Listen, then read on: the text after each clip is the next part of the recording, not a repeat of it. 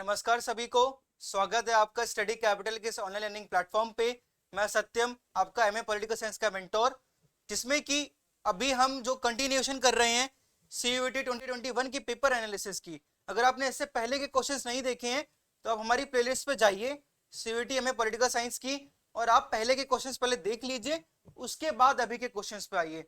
अब हम जो एनालिसिस कर रहे हैं, हम ऐसे एनालिसिस कर रहे हैं कि हम केवल उस क्वेश्चन को नहीं देख रहे हैं बल्कि उससे रिलेटेड और जो क्वेश्चंस है उनको भी देखते हैं। ठीक है, तो अभी हम क्वेश्चन नंबर 40 तक डिस्कस कर चुके हैं, अब हम क्वेश्चन नंबर 41 डिस्कस कर रहे हैं। ठीक, अब क्वेश्चन नंबर 41 हमसे क्या पूछ रहा है? फॉर एम के गांधी अनाशक्ति स्टैंड्स फॉर। महात्मा गांधी जो कि हमारे सिलेबस में, Mahatma Gandhi Indian political thought के सिलेबस में है हमारे, तो महात्मा गांधी जी का इसमें पूछा गया अनाशक्ति का मतलब क्या है। अनाशक्ति का मतलब महात्मा गांधी से ये है, महात्मा गांधी इसका मतलब बताते हैं कि आप एकदम नॉन अटैचमेंट, यानी कि आप जितनी भी आसपास की चीजें हैं आप उनके उनके साथ बिल्कुल भी अटैचमेंट मत रखिए, है ना। उनके बिल्कुल दूर हो, मतलब एक तरह से दूर मत होइए, लेकिन इतना अटैचमेंट मत रखिए उनके साथ में, है ना, जुड़ाव मत रखिए। ठीक है, तो उसका मतलब क्या है? नॉन अटैचमेंट मतलब जुड़ाव मत रखिए, तो इसका आंसर क्या है? Non attachment. ठीक है, इसमें कुछ ज्यादा एक्सप्लेनेशन की जरूरत है नहीं, सिंपल सी चीज है। जो हमारे पॉलिटिकल थ्योरी और वेस्टर्न पॉलिटिकल थॉट, इनके जो क्वेश्चंस होते हैं इनमें ज्यादा एक्सप्लेनेशन की डिमांड होती है, जो कि हम लोग ऑलरेडी पॉलिटिकल थ्योरी और वेस्टर्न पॉलिटिकल थॉट के लगभग बहुत सारे क्वेश्चंस कर चुके हैं, तो इसके लिए आप हमारी प्रीवियस वीडियो देख सकते हैं। फिर एक और महात्मा गांधी से जुड़ा हुआ क्वेश्चन आता है कि in oceanic circle there will be ever widening never ascending circles, who statement is this. देखिए, सबसे पहले तो आपको आंसर बता देता हूं, इसका आंसर है महात्मा गांधी। महात्मा गांधी, इसका आंसर कैसे? महात्मा गांधी जब ग्राम सभा की बात करते हैं, स्वराज की बात करते हैं, ग्राम स्वराज की बात करते हैं अपने हिंद स्वराज किताब में, तो वो बोलते हैं कि एक तरह से जो गांव होने चाहिए, है ना, जो एक तरह से सबसे छोटा लेवल क्या होता है? ग्रास रूट लेवल, वो गांव होते हैं हमारे, है ना, शहर डिस्ट्रिक्ट्स, है ना, फिर हमारे गांव आते हैं जो सबसे ग्रास रूट लेवल होता है, जिनसे इंसान सीधा जुड़ा हुआ होता है ना। हमारी अगर आप तब के सोसाइटी देखेंगे तो मेनली हमारी रूरल सोसाइटी हुआ करती थी, ग्रामीण सोसाइटी हुआ करती थी, है ना। तो उसमें क्या था? गांव की बड़ा ही महत्व था। महात्मा गांधी बात करते थे कि हर एक जो गांव होना चाहिए वो स्वावलंबी होना चाहिए, यानी कि वो खुद में इंडिपेंडेंट होना चाहिए, स्वावलंबी होना चाहिए, अपने वो कार्य खुद करने में सक्षम हो, उसके पास अपने खुद से शक्ति हो, है ना, पूरी इकोनॉमी चलाने की, सब कुछ चलाने की, उसके बाद स्वावलंबी होना चाहिए हर एक गाँव। तो उसमें वो बात करते हैं ग्राम स्वराज की, है ना। जैसे कि फिर वो इस ग्राम स्वराज को वो एक तरह से हर एक इंडिविजुअल का स्वराज जो होता है ना, वो बात करते हैं कि देश स्वराज तब तक नहीं आएगा जब तक जो हर एक मनुष्य, हर एक जो मानव है, जिसका जो हर एक नागरिक है, हर एक जो सिटीजन है, जब तक वो स्वतः स्वावलंबी नहीं हो जाता, यानी वो खुद पे डिपेंडेंट, यानी उसको किसी और की जरूरत ना पड़े, वो स्वावलंबी हो जाए, तो उसको वो स्वराज बोलते हैं, है ना। तो इससे ही स्वराज के कॉन्सेप्ट को महात्मा गांधी ओशनिक सर्किल में बोलते हैं। ठीक है, यानी कि वो ओशनिक सर्किल की तरह है। ठीक है, जिसमें सबसे जो छोटा वाला पार्ट है, सबसे इंटीरियर पार्ट है, वो क्या है? ग्राम। वो ग्राम है, उसको स्वतः, यानी वो किसी और के ऊपर डिपेंड नहीं होना चाहिए। कॉन्सेंट्रिक सर्कल्स होते हैं ना, बड़ा, उससे छोटा, उससे छोटा, उससे छोटा, है ना, तो वो किसी और के ऊपर डिपेंड नहीं है, स्वतः है, अपने आप में इंडिपेंडेंट है वो। ठीक है,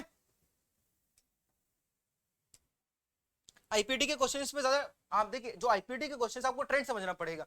देखिए, जैसे अभी हम देख रहे हैं, जब हम पॉलिटिकल थ्योरी के क्वेश्चंस कर रहे थे, जब हम डब्ल्यूपीटी के क्वेश्चंस कर रहे थे, हम क्या देख रहे थे कि कॉन्सेप्चुअल क्वेश्चंस बहुत ज्यादा पूछे जा रहे थे ना, कॉन्सेप्ट्स जुड़े हुए।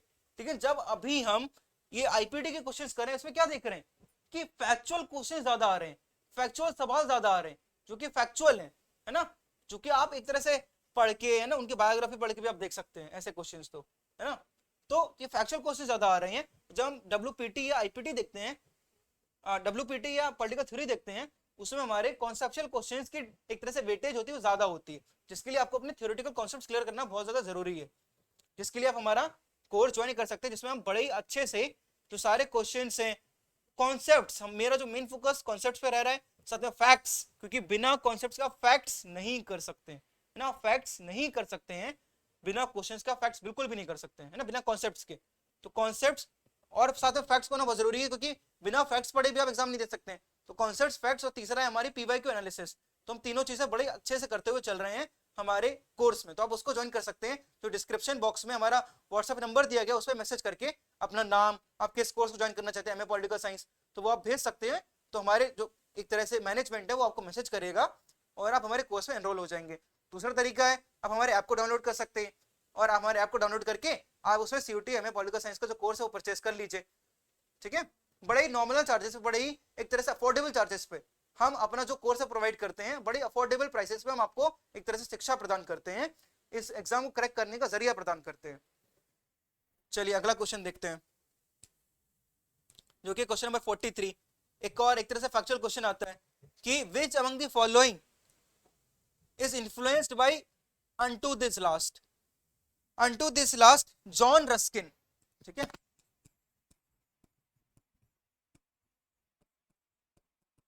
जॉन रस्किन की बुक है अनटू दिस लास्ट, और उसी में एक तरह से देखने को मिलता है कि कैसे जो इकोनॉमिक, जो पॉलिटिकल इकोनॉमी जो चलती है, जो अर्थव्यवस्था चलती है, आप उसके आखिरी नागरिक तक, है ना, एक तरह से आप सबका विकास करें, है ना, वो सबको एक तरह से इनइक्वालिटी खत्म कर दे, असमानता जो वो खत्म होकर सबका विकास होना चाहिए। तो उसी की बात करते हैं महात्मा गांधी। उसका हिंदी जो एक तरह से हो सकता है अनुवाद सर्वोदया, है ना, कहेंगे सभी के प्रति दया, सबका विकास, है ना, सबको स्वावलंबी बनाना, वो सारी जो महात्मा गांधी की थ्योरी है वो किसमें देखने को मिलती है? सर्वोदया में, है ना।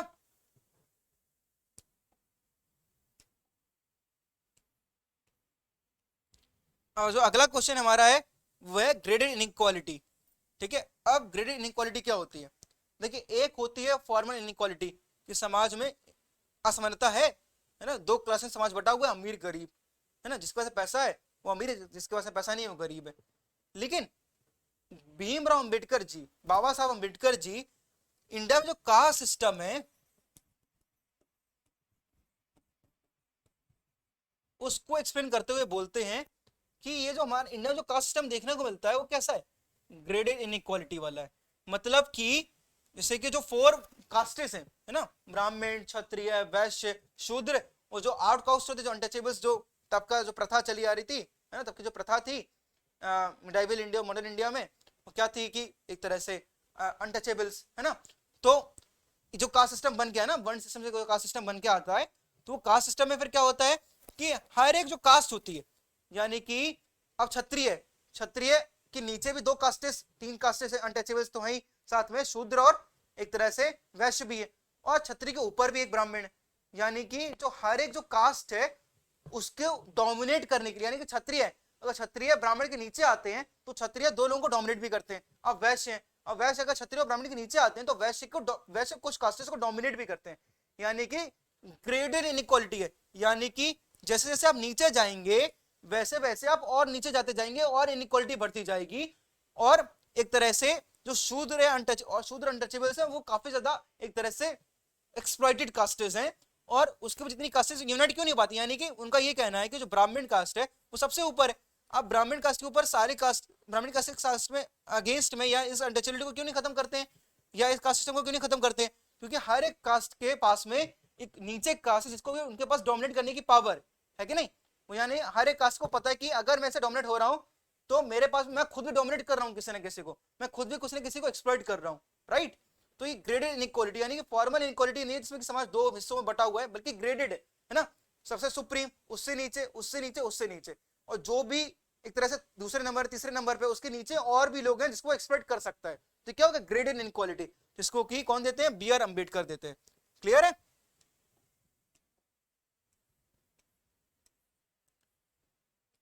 Which among the following schedule was added to the Constitution of India by 73rd Amendment? देखिए, कुछ अमेंडमेंट्स है जो कि आपके एग्जाम पर्पस से बहुत ज्यादा इंपॉर्टेंट बन जाते हैं, ठीक है। कौन कौन से अमेंडमेंट? सबसे पहले तो है फर्स्ट अमेंडमेंट, ठीक है, फिर आपका 7th अमेंडमेंट,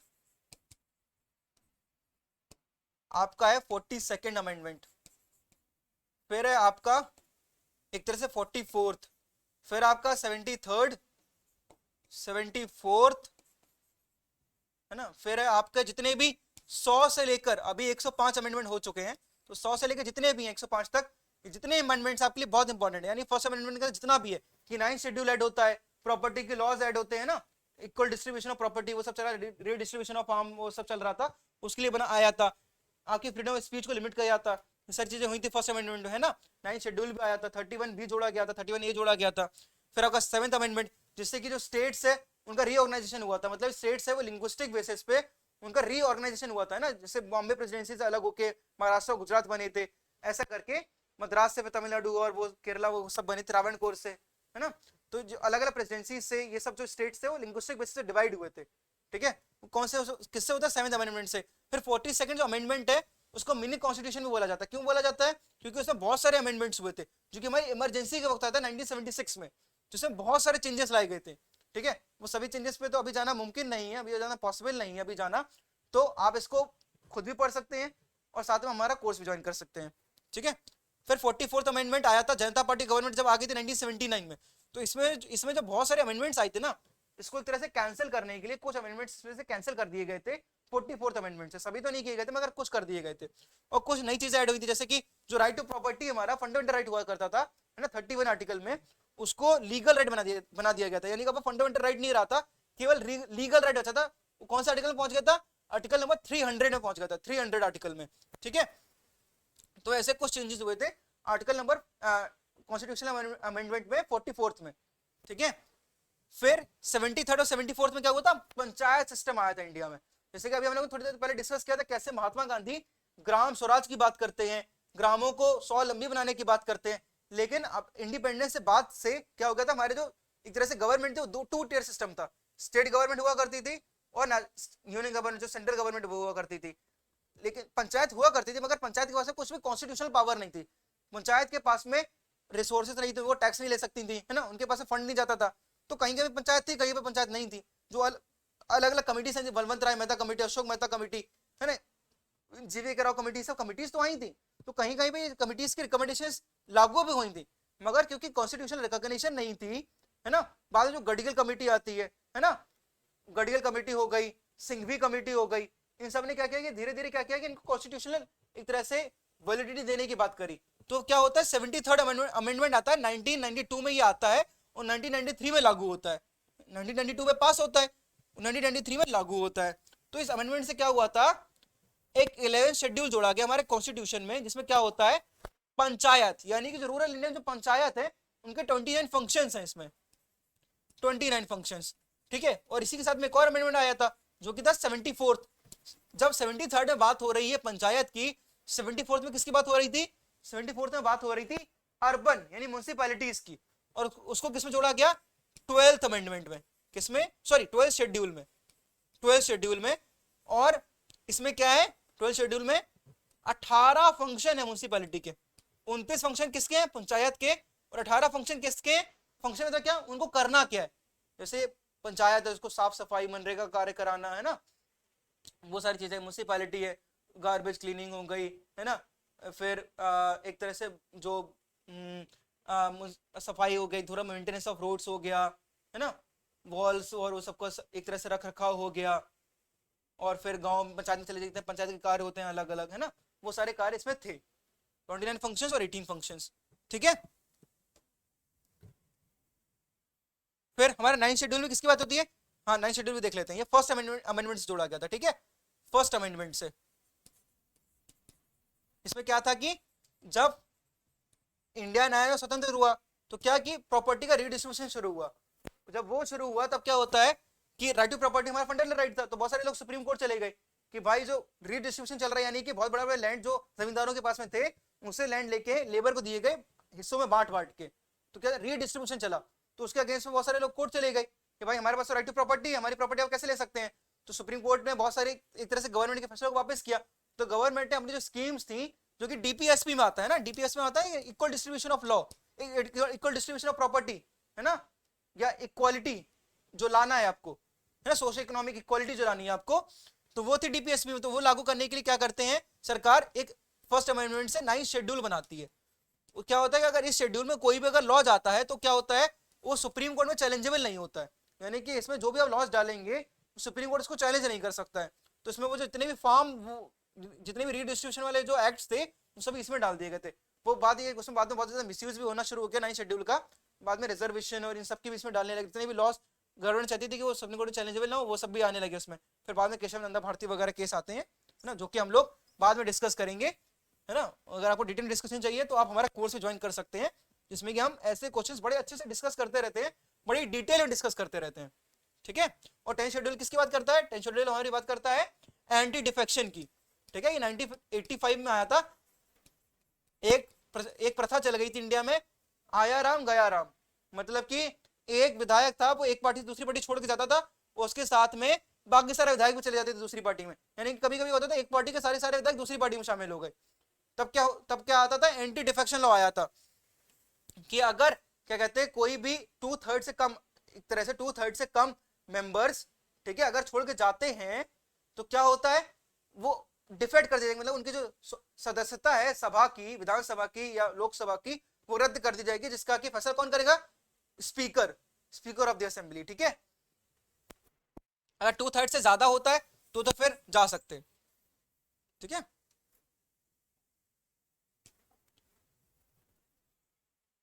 फिर हमारा अगला question number 46, which one of the following schedules of the constitution of India deals with the municipalities and urban governance. अभी हमने बात करी कौन सा शेड्यूल है, 12 schedule, 11 schedule panchayat, 10 schedule anti defection law, 9 schedule हमारा वो सारे जो लॉस जो कि सुप्रीम कोर्ट में चैलेंजेबल नहीं होंगे। किससे आया था, फर्स्ट अमेंडमेंट से आया था। ठीक है, सिंपल सा क्वेश्चन था, अभी हमने किया था। अब question number 47, which part of the constitution of India deals with the fundamental rights. अगर हमने पहली वीडियो देखी होगी तो मैंने जो कॉन्स्टिट्यूशन के जो पार्ट्स है, नहीं देखी तो अभी जाके देख लीजिए। ठीक है, प्लेलिस्ट में जाइए, सीयूटी में पॉलिटिकल साइंस की चैनल पे जाइए, प्लेलिस्ट में जाइए और देख लीजिए। ठीक है, अब फंडामेंटल राइट्स किस में बात होती है, फंडामेंटल राइट्स की हमारे थर्ड पार्ट में है कि नहीं। पार्ट 2 में किसकी बात होती है, सिटीजनशिप की। हम लोगों ने डिटेल में डिस्कस इसको कर चुके हैं। ठीक है, फोर्थ में किसकी बात होती है, डीपीएसपी की। फिफ्थ में किसकी बात होती है, ये आप लोग बताइएगा, है ना। फिफ्थ, वैसे जो फिफ्थ है किस आर्टिकल शुरू होता है, किस आर्टिकल शुरू होता है, जब से प्रेसिडेंट के आर्टिकल शुरू होते हैं। ठीक है, यूनियन गवर्नमेंट के जो आर्टिकल शुरू होते हैं, यूनियन से जुड़े हुए आर्टिकल शुरू होते हैं प्रेसिडेंट से, तब से शुरू होता है। कब तक जाता है ये आप लोग मुझे बताएंगे। ठीक है,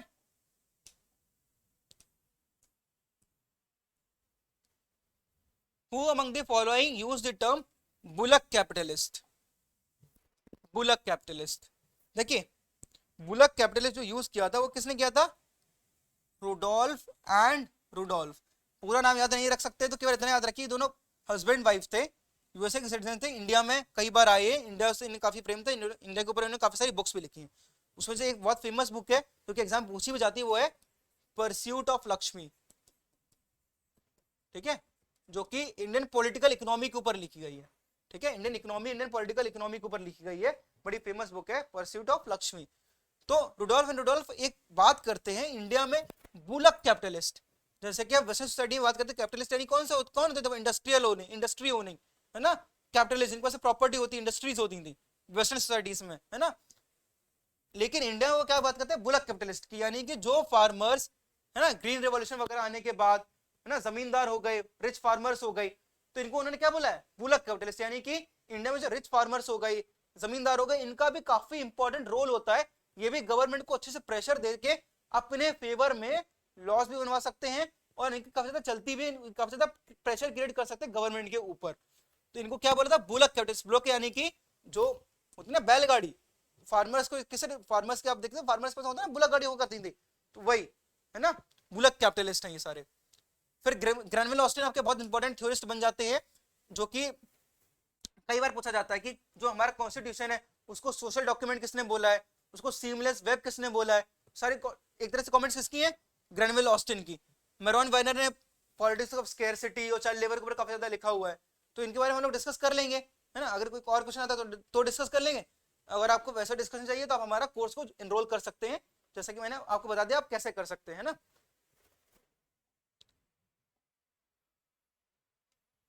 अगला question, what is the significance of the 13th amendment to the United States constitution. देखिए अब जो यूएसए का जो कॉन्स्टिट्यूशन है बड़ा ही रिजिड है। रिजिड कैसा, जैसे इंडिया जो कॉन्स्टिट्यूशन आप देखते हैं, आप भी मैंने बता दिया कि इंडिया में 105 अमेंडमेंट्स हो चुके हैं कॉन्स्टिट्यूशन के। तो जो इंडिया का कॉन्स्टिट्यूशन बनाया गया था वो ऐसे बनाया गया था कि उसमें जो कुछ बेसिक चीजें जो कि कभी चेंज नहीं होंगी, और कुछ जो लॉस थे वो थोड़े फ्लेक्सिबल बनाए गए थे कि समय के अनुसार इनमें परिवर्तन करते रहे, है ना, समय के अनुसार इवॉल्व होता रहे। लेकिन जो यूएसए का कॉन्स्टिट्यूशन है बहुत ज्यादा रिजिड कॉन्स्टिट्यूशन है, उसमें अमेंडमेंट लाना यानी उसमें कुछ संशोधन लाना बहुत ही मुश्किल है। उसमें संशोधन लाने के लिए क्या होता है, यूएसए का जो कॉन्स्टिट्यूशन है बड़ा ही छोटा कॉन्स्टिट्यूशन है ना, बड़ा ही शॉर्ट कॉन्स्टिट्यूशन यूएसए का कॉन्स्टिट्यूशन। ठीक है, उसमें अमेंडमेंट लाना, उसमें संशोधन लाना बड़ा ही मुश्किल कार्य है। उसके लिए आपको जो वहां का जो सेनेट है, ठीक है, जो वहां का अपर हाउस है, उसकी 2/3 मेजोरिटी चाहिए। ठीक, वहां का जो हाउस ऑफ रिप्रेजेंटेटिव है उसकी 2/3 मेजोरिटी चाहिए। इसके बाद फिर जो वहां के स्टेट्स हैं, ठीक है, वहां के जो स्टेट्स हैं उनकी भी, यानी कि वहां के 50 स्टेट्स हैं उसमें से 2/3 से ज्यादा स्टेट्स है, यानी 34 से ज्यादा स्टेट्स है ना, जहां तक मैं सही हूँ तो 34 ही आंकड़ा है, 34 से ज्यादा स्टेट्स, एक बार आप तब भी क्लियर कर लीजिए, 34 ही आंकड़ा है इसका, 34 से ज्यादा स्टेट्स उसको मंजूरी देने चाहिए, यानी 34 से ज्यादा स्टेट्स में जो लेजिस्लेचर है, जो वहां की सभा है ना, वहां की जो सभा है, इलेक्टेड सभा है और साथ में नॉमिनेटेड जो सभा है वहां की, उसको यानी 2/3 से ज्यादा स्टेट्स उसको मंजूरी दे, तब कोई अमेंडमेंट जाके लागू होता है। यानी कि अगर कोई भी संशोधन आना है उस प्रोसेस से गुजरना चाहिए, तब जाके वो अमेंडमेंट होता है। तो समझ लीजिए कितनी मुश्किल प्रोसेस है, क्योंकि इंडिया में ऐसा बहुत कम लॉस के लिए है ना, जैसे हमारी याद करिए जब हमारी जीएसटी आई थी, जीएसटी के आने के लिए ऐसा था, है कि नहीं, सबसे पहले राज्यसभा में, फिर लोकसभा में, या लोकसभा में फिर राज्यसभा में, उसके बाद फिर 2/3 से ज्यादा स्टेट्स ने जब एक तरह से उसको लागू कर दिया था, तब जाके जीएसटी लागू हुआ था। ठीक है, इंडिया में बहुत कम लॉस के लिए ऐसा है, लेकिन यूएसए में सभी के सभी, कोई भी अमेंडमेंट आना है उसके लिए आपको इस प्रोसेस से गुजरना पड़ेगा, इसलिए इतना ज्यादा मुश्किल हो जाता है। अब 13 अमेंडमेंट में क्या होता है, 13 अमेंडमेंट आपका आता है, जो 13वां संशोधन है, जो 13th अमेंडमेंट है, एक मिनट,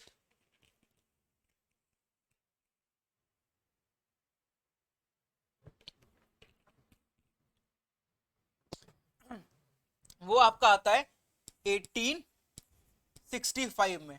ठीक है, 1865 से पहले क्या था कि यूएसए में स्लेवरी बहुत ज्यादा थी, यानी कि स्लेवरी यानी कि जो ब्लैक्स थे जो अफ्रीका से लाए जाते थे उनको एज ए स्लेव रखा जाता था, उनको कुछ भी राइट्स नहीं मिले हुए थे, वो कुछ भी अपने मन मुताबिक नहीं कर सकते थे, उनको सिटीजनशिप भी नहीं थी, ठीक है, वो नागरिक तक नहीं थे। तो 1860 में जब अब्राहम लिंकन की सरकार आती है, जब अब्राहम लिंकन प्रेसिडेंट बनते हैं, तो वो क्या करते हैं, स्लेवरी को बैन कर देते हैं। जब स्लेवरी को उन्होंने बैन कर दिया तो उसके बाद क्या हुआ, जो साउथ के स्टेट्स थे, यूएसए के साउथ के जो स्टेट्स थे, उन्होंने विद्रोह कर दिया, उन्होंने मना कर दिया कि नहीं, स्लेवरी बैन नहीं हो सकती है। तो सिविल वॉर हुआ अमेरिका में, है ना, जो साउथ वाले स्टेट्स थे वो क्या थे, कन्फेडरेट्स थे, और जो नॉर्थ वाले स्टेट्स थे वो क्या थे, यूनियनिस्ट थे, है ना, यूनियनिस्ट। वैसे ये आईआर से भी जुड़ा हुआ है, लेकिन आईआर में भी शायद ही एग्जाम में कभी आया, आपके एग्जाम पर्पस से उतना इंपॉर्टेंट नहीं है, मैं ऐसे बता दे रहा हूँ।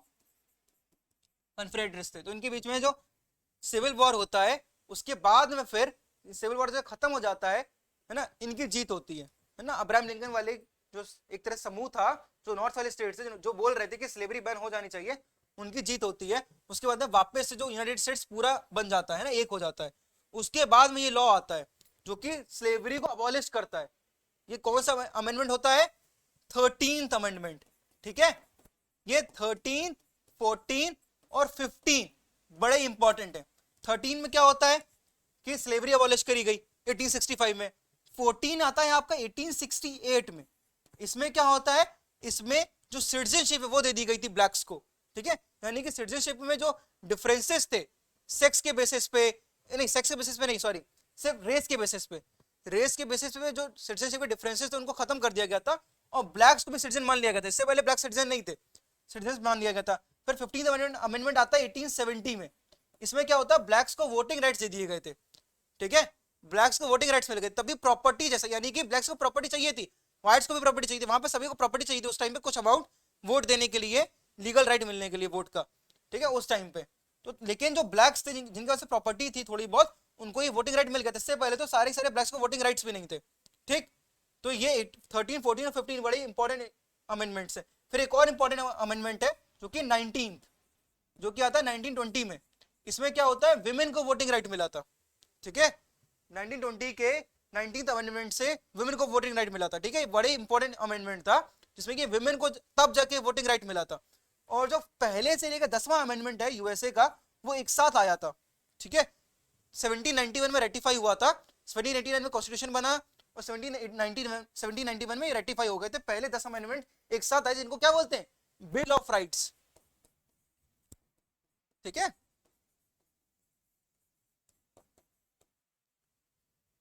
तो इतना ही इंपॉर्टेंट है।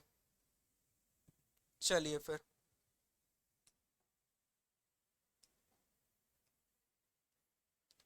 अब आता है क्वेश्चन पार्लियामेंट्री सॉवरेनिटी का, यानी कि पार्लियामेंट्री सॉवरेनिटी। सॉवरेन मतलब क्या होता है, जिसे सुप्रीम, सॉवरेन मतलब क्या होता है, सुप्रीम, उससे बड़ी कोई शक्ति नहीं है, कि पार्लियामेंट से बड़ी कोई शक्ति नहीं है, पार्लियामेंट ने जो बोल दिया वही होगा, है ना। पार्लियामेंट अगर कोई लॉ पास करती है तो वो फाइनल लॉ है, उसको अब चैलेंज नहीं किया जा सकता है, ठीक है। इंडिया में क्या पार्लियामेंट्री सुवरेनिटी है, इंडिया में अगर कोई पार्लियामेंट लॉ बनाती है, अगर वो कॉन्स्टिट्यूशन के अगेंस्ट में जाता है, संविधान के अगेंस्ट में जाता है, तो उसके लिए हमारी सुप्रीम कोर्ट है, सुप्रीम कोर्ट उससे तुरंत नलीफाई कर देगी। यूएसए में भी सुप्रीम कोर्ट सुप्रीम है, अगर वहां की सेनेट कुछ लॉ बनाती है तो क्या होता है कि वहां का जो सुप्रीम कोर्ट है उसको नलीफाई कर सकता है। जैसे अभी यूएसए में देख रहे हैं अबॉर्शन का चल रहा है ना, क्योंकि सुप्रीम कोर्ट ने अबॉर्शन के अगेंस्ट में डिसीजन दे दिया है ना, तो क्या चल रहा है कि अबॉर्शन इलीगल हो गया है। अब वापस सेनेट को वो सब करना पड़ेगा ना, लॉ लाना पड़ेगा, उसके लिए 2/3 मेजोरिटी वो सब चाहिए होगा अमेंडमेंट लाने के लिए, तो वहां पे भी पार्लियामेंट सुप्रीम नहीं है, है ना। अमेंडमेंट लाने के लिए वहां पे भी पार्लियामेंट सुप्रीम नहीं है, वहां पे सुप्रीम कोर्ट है जो कि चैलेंज कर सकती है वहां के पार्लियामेंट को, है ना। लेकिन जो यूके है, यूके में क्या होता है, यूके में रिटन कॉन्स्टिट्यूशन नहीं है, यूके कॉन्स्टिट्यूशन अनरिटन है, ठीक है। और यूके के साथ में और कौन सी कंट्रीज का कॉन्स्टिट्यूशन अनरिटन है, इजराइल और हमारा न्यूजीलैंड, ठीक है। इन तीनों कंट्रीज के जो कॉन्स्टिट्यूशन वो अनरिटन है। और जो यूएसए में कोई कॉन्स्टिट्यूशन नहीं है, वहां का जो पार्लियामेंट है वो सुप्रीम है, वहां का जो पार्लियामेंट कन्वेंशनल बेसिस पे, यानी कि पहले जो लॉस चले आ रहे हैं, है ना, जो कन्वेंशन चली, जो प्रथा चली आ रही है, उसके बेसिस पे वहां पे लॉस बनते हैं। जो पार्लियामेंट वहां के जो लॉस बनाती है वो सुप्रीम होता है, यानी पार्लियामेंट वहां का सुप्रीम है, जो वो लॉस बना देता है वहां के, एक हाउस ऑफ कॉमन्स और हाउस ऑफ द लॉर्ड्स, है ना। हाउस ऑफ कॉमन्स वहां का इलेक्टेड हाउस है, और हाउस ऑफ द लॉर्ड्स वहां का नॉमिनेटेड हाउस है, जो कि राजा वहां के जो मोनार्क होते हैं वो नॉमिनेट करते हैं, ठीक है, नॉमिनेट करते हैं, वो नॉमिनेटेड हाउसेज है, ठीक है। अब यूके का जो कॉन्स्टिट्यूशन है उसमें क्या है, पार्लियामेंट सुप्रीम है, ठीक है, यानी जो पार्लियामेंट लॉ बनाती है वो सुप्रीम है, उसको कोई चैलेंज नहीं कर सकता है, ठीक है। 2009 से पहले तो सुप्रीम वहां की सुप्रीम कोर्ट को बहुत कम पावर्स थी, हाउस ऑफ द लॉर्ड को सारी पावर्स थी। 2009 के बाद सुप्रीम कोर्ट को थोड़ी बहुत पावर्स दी गई है, लेकिन तब भी पार्लियामेंट सुप्रीम है वहां पे, ठीक है। इस तरह से इंडिया में क्या है कि चेक एंड बैलेंस होता है ना, चेक एंड बैलेंस जो सिस्टम है कि नहीं, यानी कि जो तीनों एक तरह से पिलर्स है, पार्लियामेंट, जुडिशरी और एग्जीक्यूटिव, वो तीनों एक दूसरे को चेक एंड बैलेंस बना के रखते हैं। कोई भी एक सॉवरेन नहीं बन सकता, कोई भी एक सबसे ज्यादा ताकतवर नहीं बन सकता है, सभी लोग एक दूसरे को चेक एंड बैलेंस करते हुए चलते हैं, है ना। जैसे कि हम शाहबानो वाला केस देखते हैं, सुप्रीम कोर्ट ने शाहबानो केस में जो एलिमनी का था वो राइट, है ना, वो दे दिया था, है ना, एक तरह से कि वो एलिमनी के अधिकार एक तरह से उनको मिलना चाहिए कॉम्पेंसेशन, तो उसके अगेंस्ट में फिर एक तरह से पूरा चल गया था, ट्रिपल तलाक और वो सब चल गया था, है ना। तो तुरंत गवर्नमेंट लॉ लेके आ गई थी, SC/ST एक्ट का जो एक तरह से गवर्नमेंट जो बोला था कि, है ना, उसके फिर उसके अगेंस्ट में एक गवर्नमेंट अपना बिल लेके आ गई थी, है ना। तो सुप्रीम कोर्ट का जो डिसीजन था उसके खिलाफ में गवर्नमेंट अपना एक तरह से प्रपोजल लेके आ गई थी, बिल लेके आ गई थी, तो वहां पे सुप्रीम कोर्ट को एक तरह से नलीफाई कर दिया था पार्लियामेंट ने।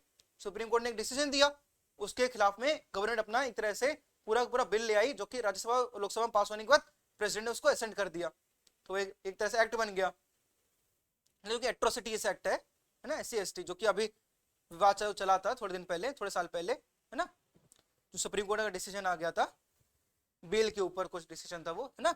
तो यहाँ पे क्या होता है कि जो पार्लियामेंट होता है वो क्या कर सकता है, एक तरह से जो गवर्नमेंट होती है ना, सभी लोग एक दूसरे को चेक एंड बैलेंस में रखते हैं, गवर्नमेंट हो गई, पार्लियामेंट हो गया, हमारे जुडिशरी हो गई, हमारे एग्जीक्यूटिव हो गई, ये सभी एक दूसरे को क्या रखते हैं, चेक एंड बैलेंस करते हुए चलते हैं, ठीक है।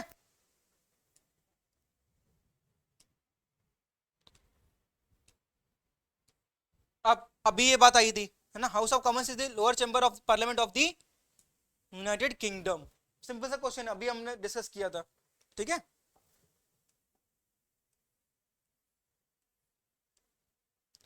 Question number 52, how many days of ways employment is guaranteed in a financial year to every rural household whose adult members volunteer to do unskilled manual work in the Mahatma Gandhi National Rural Employment Guarantee Act, यानी कि मनरेगा, है ना, मनरेगा में क्या है कि अगर एक फैमिली का कोई भी एक पर्सन, है ना, एक पर्सन, एक फैमिली का एक मेंबर अगर वो करना चाहे तो उसको 100 दिन का, एटलीस्ट 100 डेज का गारंटीड काम देना वहां की पंचायत को देना ही देना है, वहां के एक तरह से रूरल अथॉरिटी को देना ही देना है 100 दिन का, ठीक है। यानी कि आप 100 दिन एटलीस्ट, यानी कम से कम 100 दिन का आपको देना ही देना पड़ेगा, 100 दिन से कम का आप नहीं दे सकते अगर वो करना चाहे तो, ठीक है। अगर वो विलिंग टू डू है, अगर करना चाह रहा है तो आपको मिनिमम 100 दिन का देना ही देना पड़ेगा, ठीक है। और मेनली जैसे मैनुअल अनस्किल्ड मैनुअल वर्क जो लिखा हुआ है, मेनली अनस्किल्ड मैनुअल वर्क मतलब क्या होता है, जैसे कुआं खुदवाना हो गया है ना, सड़क खुदवानी हो गई, या सड़क या एक तरह से तालाब खुदवाना हो गया, पेड़ पौधे लगाना हो गया, ये सारे काम होते हैं छोटे छोटे, ये सारे करवाए जाते हैं।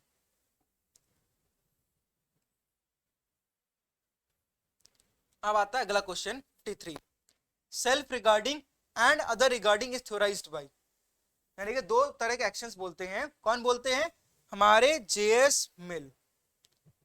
अब ये जो जेएस मिल है ये हमारे ब्रिज हैं नेगेटिव लिबर्टी और पॉजिटिव लिबर्टी को। अब नेगेटिव लिबर्टी पॉजिटिव लिबर्टी क्या है, ये हम लोगों ने थोड़ा बहुत पिछले वीडियो में डिस्कस किया है। अगर आपको डिटेल में जानना है समझना है तो हमारे कोर्स को ज्वाइन कर सकते हैं, हमारे ऐप को डाउनलोड करके सीवीटी में पॉलिटिकल साइंस को कोर्स परचेज करके, वरना हमारे जो व्हाट्सएप नंबर हमारे डिस्क्रिप्शन में दिया है उसमें मैसेज करके अपना नाम और अपना कोर्स, ठीक है। अब ये जो नेगेटिव और पॉजिटिव लिबर्टी है इसके ब्रिज है, इसके बीच के, ठीक है। जेएस मिल क्या बोलते हैं, वो बताते हैं कि कुछ जो एक्शंस होते हैं, कुछ जो एक इंडिविजुअल कोई चीज कर रहा है, ये भी लिबरल थिंकर थे, ठीक है, लेकिन स्टेट का रोल जो है लिमिटेड रखते थे, सीमित रखते थे। ये बोलते हैं कुछ जो एक्शंस है उसमें स्टेट इंटरफेयर कर सकता है, ठीक है, यानी कि स्टेट इंटरफेयर कर सकता है कुछ एक्शंस में, कुछ एक्शंस में स्टेट इंटरफेयर नहीं कर सकता। यानी कि सपोज करिए वो बोलते हैं इस वो अब कोई मैं कार्य कर रहा हूँ, ठीक है, कोई मैं कार्य कर रहा हूँ, अब किस कार्य में गवर्नमेंट मुझे एक तरह से इंटरफेयर कर सकती है, टांग अड़ा सकती है, मुझे मना कर सकती है, आप ये कार्य नहीं कर सकते हैं। और कुछ कौन सा ऐसा एक्शन है, कौन सा मैं कार्य करूं कि सरकार उसमें मुझे बिल्कुल भी इंटरफेयर नहीं कर सकती, बिल्कुल भी मना नहीं कर सकती है मुझे वो कार्य करने से। तो वो बोलते हैं आप ये दो तरह के कार्य होते हैं, एक होते हैं सेल्फ रिगार्डिंग और एक होते हैं अदर रिगार्डिंग। जेएसमिल बोलते हैं अगर कोई भी आप कार्य कर रहे हैं, अगर आप वो ऐसा कार्य करें जिसमें केवल आपका नुकसान हो रहा है, केवल आप पे प्रभाव पड़ रहा है, तो आप वो कार्य करने के एकदम स्वतंत्र हैं, कोई भी गवर्नमेंट आपको नहीं रोक सकती है। लिबरल फॉर्म में जो जिस लिबरलिज्म का वो संकल्प लेते हैं, है ना, जिस लिबरल का वो बात करते हैं जेएसमिल, उस लिबरल गवर्नमेंट में कोई भी गवर्नमेंट क्या रोक नहीं सकती है ऐसा एक्शन करने से जिसमें आप केवल खुद पे प्रभाव डाल रहे हैं, वो एक्शन केवल आप पे प्रभाव डाल रहा है, आप अगर आप नुकसान भी करें तो केवल अपना नुकसान कर रहे हैं। और एक होता है अदर रिगार्डिंग एक्शन, उसमें क्या होता है कि अगर आप कोई ऐसा एक्शन कर रहे हैं कि जिसमें दूसरों को हानि पहुंच रही है, हार्म प्रिंसिपल आता है ना यहाँ पे, हार्म प्रिंसिपल, है ना, अगर किसी और को नुकसान पहुंच रहा है तो क्या होता है कि वो एक्शन रोकने करने से आपको गवर्नमेंट रोक सकती है। जैसे कि अगर पब्लिक प्लेस में स्मोकिंग करना और प्राइवेट प्लेस में स्मोकिंग करना, आप प्राइवेट प्लेस में स्मोकिंग करने के लिए अलाउड है क्योंकि उसमें केवल आप अपने हानि कर रहे हैं, कर भी रहे हैं, लेकिन पब्लिक प्लेस में जब आप करते हैं दूसरों को भी नुकसान पहुंचा रहे हैं, इसलिए क्या होता है कि दूसरों को ऊपर जब आप नुकसान पहुंचा रहे हैं तो वो पब्लिक में स्मोकिंग बैन कर दी जाती है ना। तो यही होता है अदर रिगार्डिंग सेल्फ रिगार्डिंग। इसको डिटेल में जानना है तो हमारा कोर्स ज्वाइन कर सकते हैं, ठीक है। अगला क्वेश्चन करते हैं,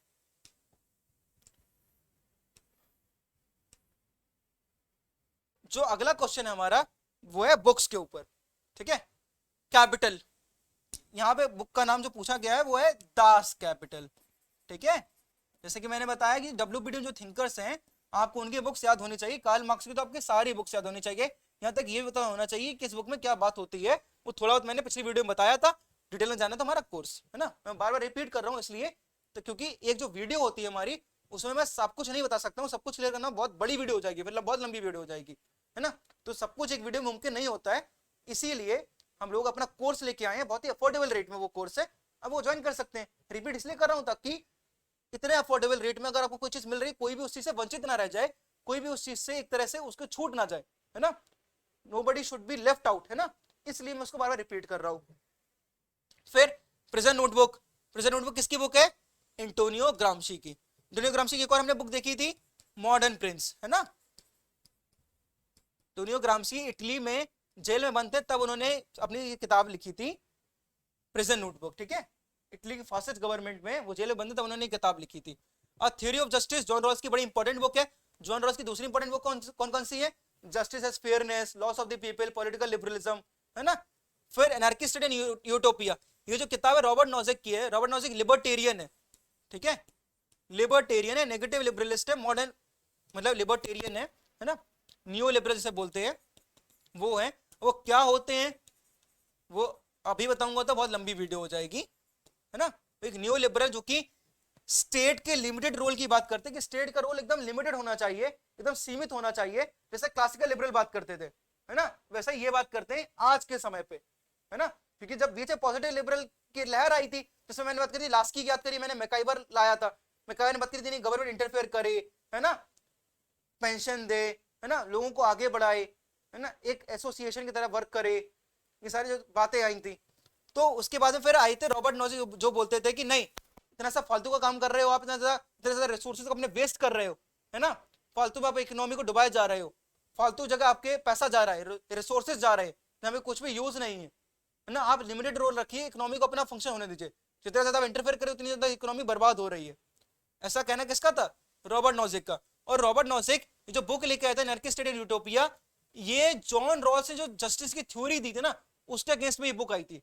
जॉन रॉस थे पॉजिटिव लिबरल या मॉडर्न लिबरल जिसे बोलते हैं, ठीक है।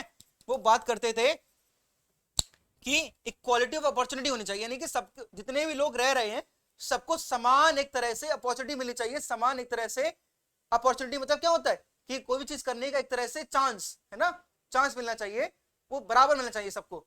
साथ में वो डिफरेंस प्रिंसिपल की भी बात करते हैं कि अगर समाज में असमानता है, अनइक्वालिटी है, तो वो अनइक्वालिटी किसको फेवर करनी चाहिए? जो कि सबसे दबे कुचले समाज है, दबा कुचला एक तरह से पार्ट है समाज का, मोस्ट डिसएडवांटेज जो क्लास है सोसाइटी की, उसके फेवर में होना चाहिए वो अनइक्वालिटी। अब उस प्रिंसिपल को डिटेल में करने के लिए अभी टाइम नहीं है ना। तो ये हो गए हमारे आंसर्स, ठीक है। इनके साथ में इनकी मेनली जॉन रॉस हमारे बहुत इंपॉर्टेंट थिंकर हैं, जो कि हमारे डब्ल्यूपीटी में भी है, ठीक है, कार्ल मार्क्स भी। अगला question, for John Locke knowledges, देखिए जॉन लॉक नॉलेजेस, ठीक है, इसको मैं समझाने के लिए एक चीज बताता हूं आपको। जॉन लॉक जिस ह्यूमन की कल्पना करते हैं वो कैसा है? रैशनल है ना, पॉजिटिव, ऑप्टिमिस्टिक है ना। अब इस ऑप्टिमिस्टिक और रैशनल में क्या होता है कि जॉन लॉक बात करते हैं कि एक जो ह्यूमन जब पैदा होता है वो ब्लैंक माइंडेड होता है, मतलब टैबुला रासा की बात करते हैं वो। मतलब जब एक ह्यूमन पैदा होता है, चाइल्ड जब पैदा होता है, तब वो ब्लैंक शीट, उसके दिमाग में कुछ भी नहीं होता है, ठीक है, एकदम ब्लैंक होता है। वो धीरे धीरे जो एक्सपीरियंसेस गेन करता है, ठीक है, धीरे धीरे जो एक्सपीरियंसेस वो ले रहा है, जो अनुभव ले रहा है, उसके अकॉर्डिंग उसकी नॉलेज जो है बढ़ती जा रही है, ठीक है, एक्सपीरियंसेस के थ्रू, है ना, धीरे धीरे। तो क्या होता है? इंपेरिकल थिंकर होते हैं, इंपेरिकल थिंकर हैं, ठीक है, जो कि एक्सपीरियंस पे बेस्ड कर रहे हैं, सेंसेस पे बेस्ड कर रहे हैं, ना कि एक कोई आइडिया आएगा एकदम से, है ना, वो आइडिया वो सब की बात नहीं कर रहे, बल्कि एक्सपीरियंसेस की बात कर रहे हैं, अनुभव की बात कर रहे हैं, सेंसेस की बात कर रहे हैं। तो knowledge is based on experience, क्योंकि पहले जब इंसान पैदा होता है तब क्या होता है? टैबुला रासा होता है, ठीक है।